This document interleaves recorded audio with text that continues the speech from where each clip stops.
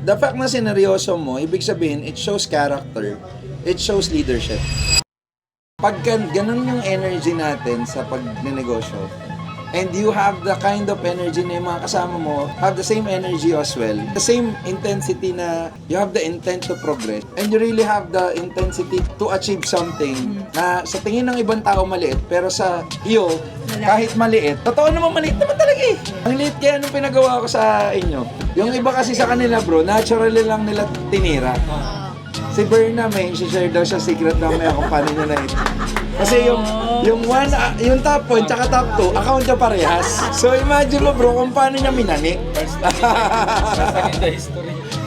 Sabi ko, sino yung angel?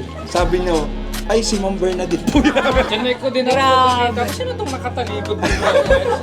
Kaya pala nakatalikod. Hinanap ko pa yung ibang profile. Sabi ko, si Berna pala.